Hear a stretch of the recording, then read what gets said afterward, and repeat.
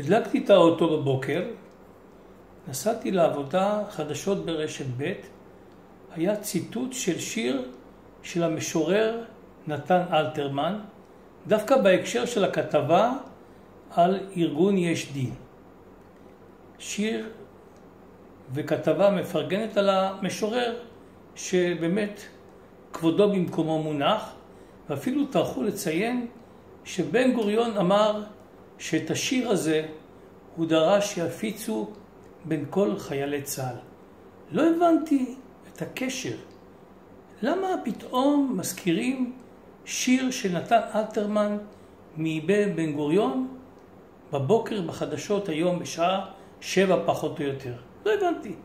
ישב לי ככה על הראש. לא הבנתי, באמת לא הבנתי. ממש לא הבנתי למה.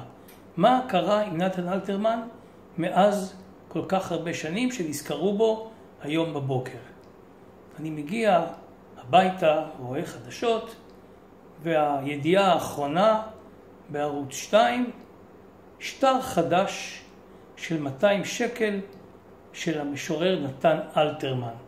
זאת אומרת, הפרומו להאדרתו של האיש ברדיו, בתקשורת המתוחכמת והמתוזמנת בבוקר, וככה בערב מודיעים על השטר.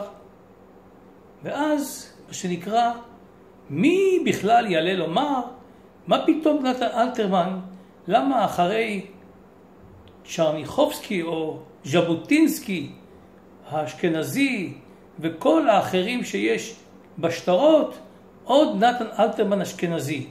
כל הרע שהיה על כך שאין אפילו איש ציבור אחד ממוצא ספרדי או מזרחי או ערבי, כאילו ולא היה.